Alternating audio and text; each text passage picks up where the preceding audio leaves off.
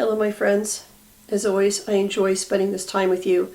And I wanted to talk about a very sensitive and typically complex topic, which is closure. And we need this as human beings. We need that feeling of completion and being at peace with the ending of something, whether it be a relationship, an old way of being. Shucks, I know even for me, I get sentimental the times that I've left an old car behind because of all the memories attached to a car and then getting the new one. You get the idea. And with that, having that sense of completion in order to be able to move on. And when it comes to interactions with people, it can be difficult.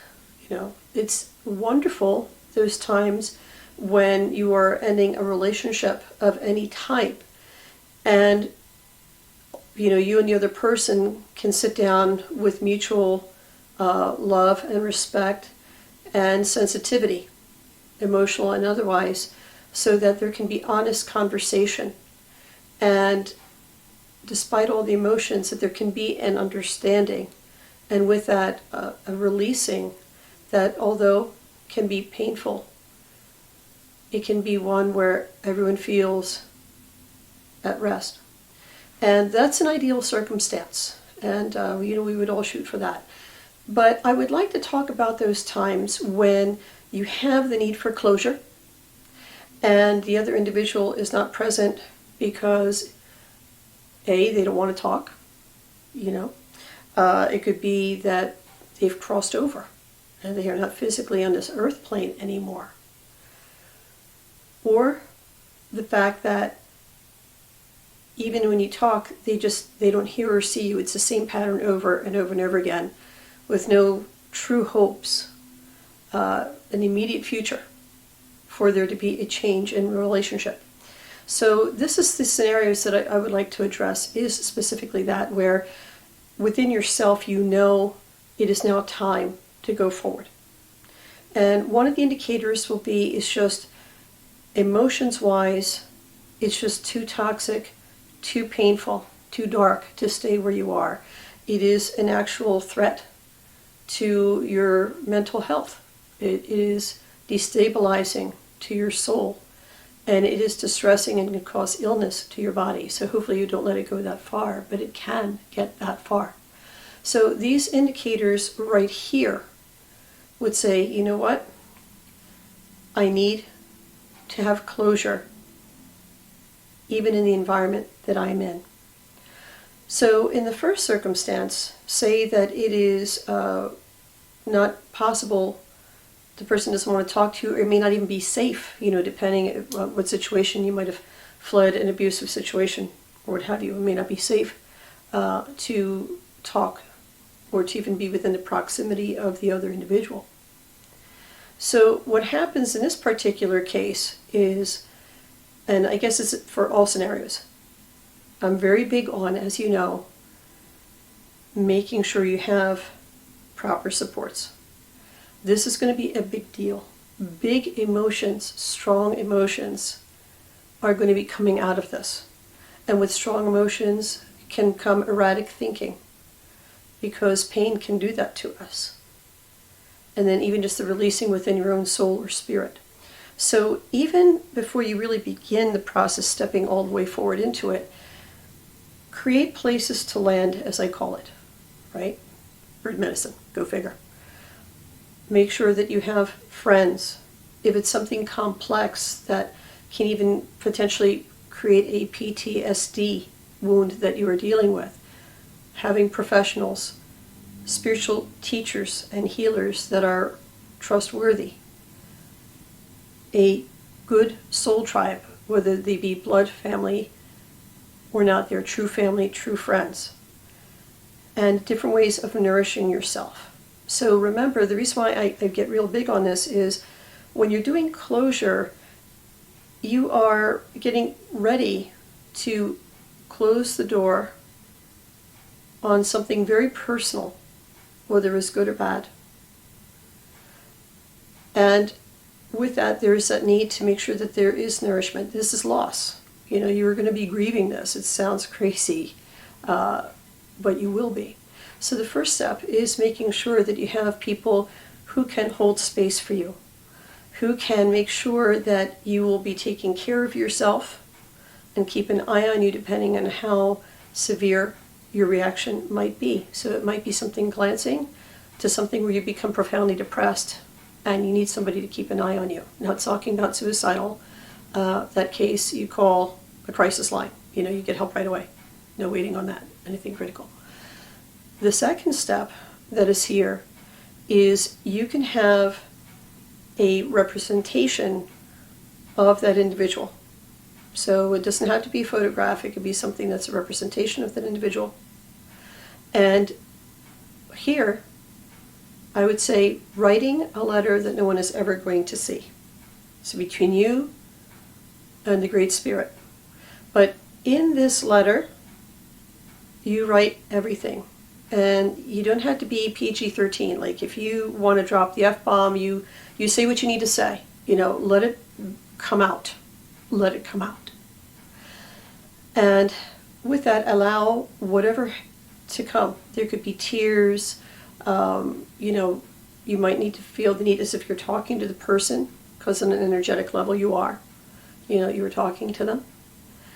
And with that, the other elements that I would say to you here is, and I'll share a bit with the tradition that I come from, you can just do this, and then again you can destroy that letter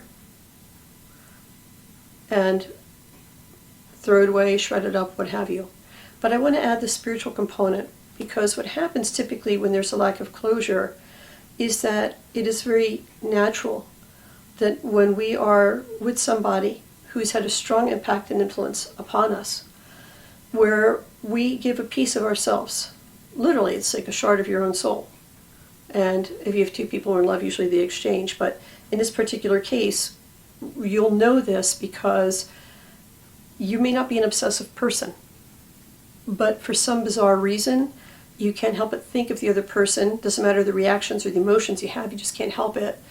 And as if there's a piece of you missing, because there is. So with that, the other components would be, again, it could be a copy of a person's image. It could be something symbolic of them. Again, the letter that you would write saying everything you wish to say between you, the Creator, and energetically to them. And then we would say a candle that could be in your favorite color, and if not, we would default to white. Okay, white being asking for sacred energy in that regard. And again, obviously, making sure that you never leave an open flame unattended, etc. And we would use some form of smudge, some sort of incense to bless yourself, all the items, the candle, the matches, what have you.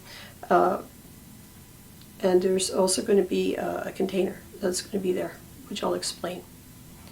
So from here, you would sit, in other words, say I'm here, and say if, the person I want to release is over here, and the candle would be here in between. So that candle represents the flame of Creator Spirit. And then when you light that candle, when you begin, it acts as purification. It also acts as a focal point. So that when you are ready truly for the closure, you would say the person's name, and at that point you would ask your guardian spirit and focus on that flame, right? You don't need, just focus on the flame gently. Even if you gently close your eyes, the flame becomes too strong. And ask your guardian spirit to, if you are holding on to that person, you might even be attached, not even know it, energetic attachment, to release, and through that flame that represents the breath of Creator, give back to the person what is theirs. And then, for your guardian, if there is a part of a soul shard or a fragment of you that that person is holding on to consciously or not, to have it come back through the flame to be purified and to come back into your heart. You'll know you've done it because suddenly you won't feel like this gaping hole anymore. It's hard to describe. Those of you out there experiencing it or have experienced it know exactly what I'm talking about. You'll feel solid again. It'll feel bruised, all right? It'll hurt, but you'll feel solid again. And at that point, with the actual, when you're ready, at that point, everything's exchanged. Then you would say the person's name and that you would release them, that you would release them. Now, I want to add a little side juncture after this, after I get done. I say, well, what about the letter Skyfire? Same thing. But here, again, that's why the little container, tearing that letter up, bits and pieces, and again, giving thanks to your guardian and to Creator Spirit, going somewhere where you can safely without setting off smoke alarms or creating a fire somewhere, burn it. Burn it safely. And with the ashes, you give the ashes to the wind, and you would say the person's name, Miss So-and-so, Mr. So-and-so, whatever. I release you, and you let the ashes to go. So what happens is that what you've done on spirit side, we say you have to balance with doing it here on physical side. So the releasing of the ashes. If you find that you still have a difficulty, then that's when you would seek the help of a spiritual healer in that way. But it feels good because you're able to finally to release. You really are in that way. The second scenario that I gave to you is, say the person's crossed over. It's just not possible to be able to do this. And in this particular case or scenario, there may not even be bad feelings. It could be a case in point, like I remember one time in my youth that I had somebody who was like a sister to me, and then suddenly a drunk driver. That was it. Never had the chance to say goodbye. Yeah. So here, the little ceremony, the little ritual that I gave you would be the same, in the sense that of just being able to write it. You don't necessarily have to write it. I find writing can be very cathartic sometimes. But just, we would say in this case, sitting, you're actually asking for the spirit of that person to hear you. And speak your heart. Speak what you have to say. The beautiful thing about this is that if the person was not able to be with you, like in my case, she suddenly lost her life, or suddenly somebody dies, and you didn't have the chance to say the final thing, and there might have been a misunderstanding or whatever, and you didn't see eye to eye in this life. When you're on spirit side, you see things and feel things much differently. And I would know. I, briefly crossed over in 2017, and I'll do a video on that another time, and I'm sure those of you who had near-death experiences can share the same thing.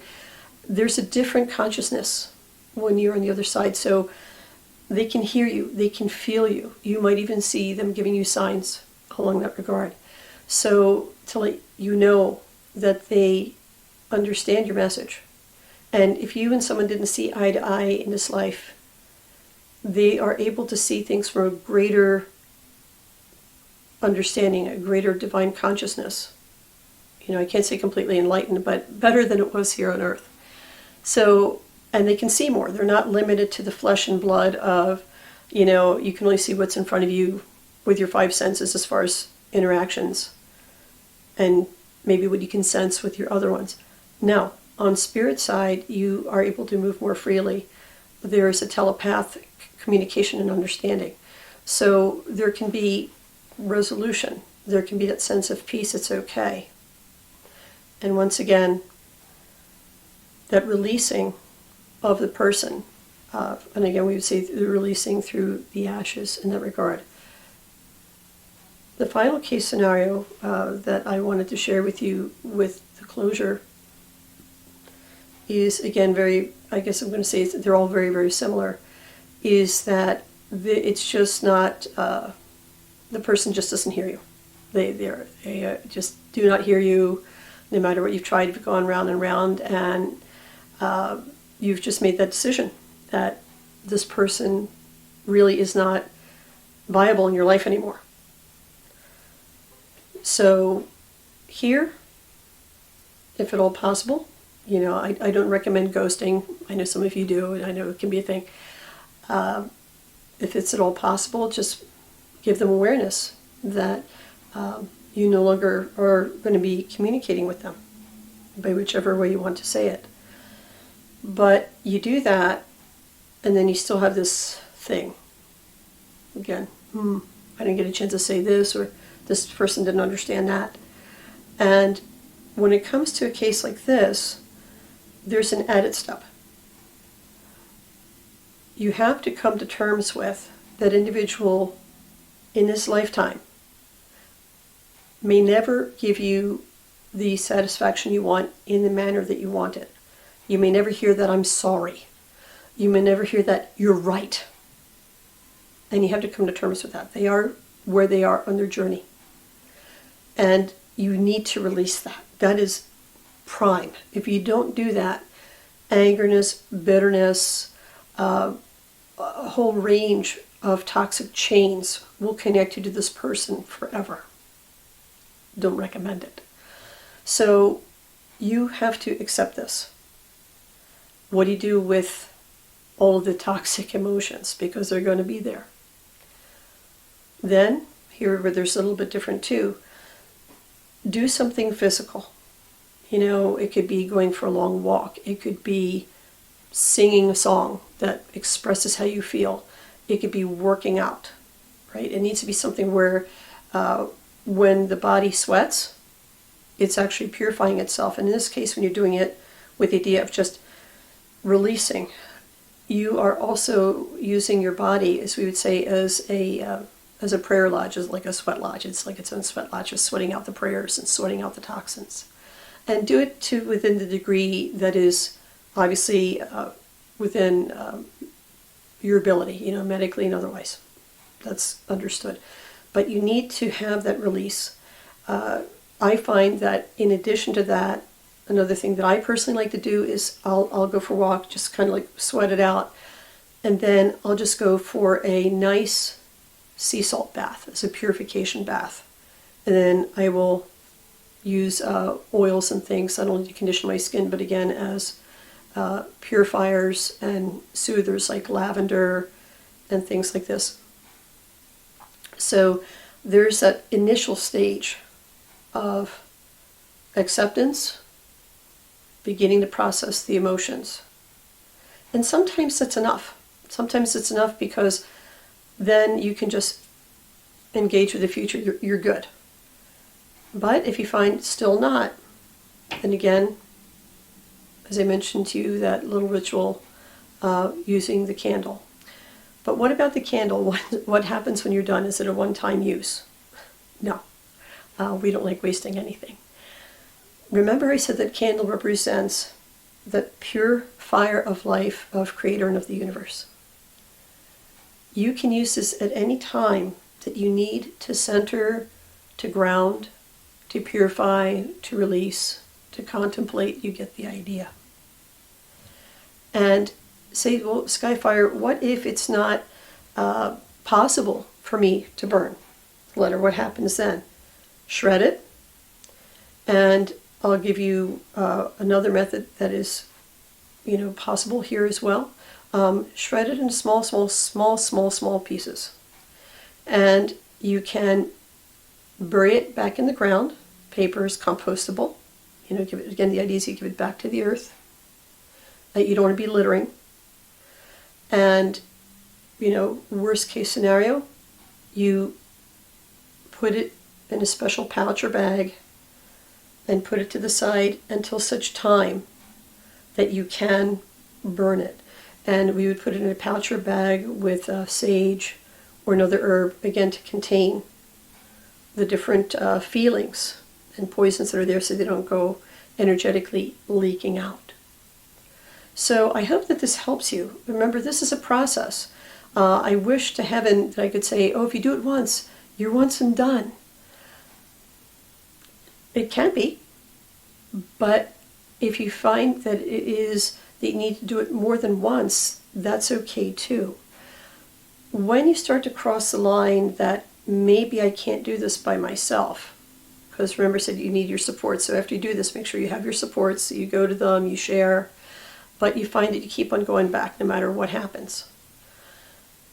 And you find this spiritually, like energetically, there's just like a tractor beam, and or psychologically with this way. Then at that point, you definitely seek a professional to help you. This could be something deeper and bigger than what you can handle. And don't feel self-conscious about it. You know, if this were a physical ailment, you would recognize the difference between, you know, being able to put a Band-Aid on something versus going to somebody to get a suture if it's a deeper cut. This is no different. It's just a spiritual thing. So be kind to yourself. You know, yes, this is going to be a process that is going to be painful. But ultimately, once you get through the grief, once you begin to see that everyone is where they need to be, they are where they need to be, you are where you need to be in order to be able to grow and to move forward. In the beginning, it may not feel like that. But put one foot in front of the other. And ultimately, you will find, when you look back, that giving yourself closure was the best gift you could give yourself. And ultimately, whether that person uses it or not, it gives that other individual that opportunity to grow and change as well.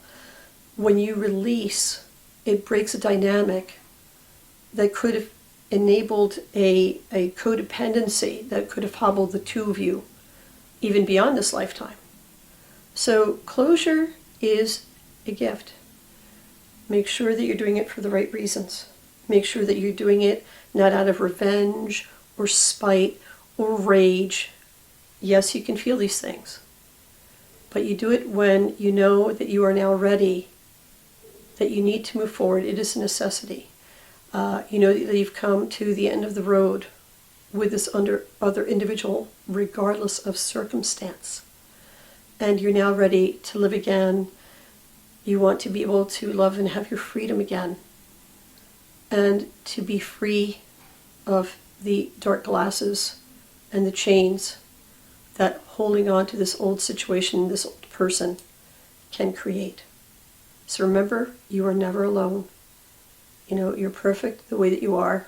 Yes, you're perfect in your imperfections. You are who you are. You are growing. And the reason why I emphasize that is because when you're doing this work, you might find yourself feeling guilty. You know, why didn't I see this, or why didn't I do that if I could have only. It's done. What's done is done. And all that happened has brought forth the beautiful person who is with me here right now. And now this person, you, my friend, deserve to be free and to become who you're meant to be underneath the blessing of the Creator and the universe. So I hope this helps you. And I would love your comments below. You know, you're sharing what you're working through. And as always, if you could help me spread the love, like, comment, share. If you can, subscribe. And if you have already, I thank you so, so much. And until we get to be with each other once again, I send light and prayers your way. Walk in peace and bright blessings, my friends. Wanishi. Until next time.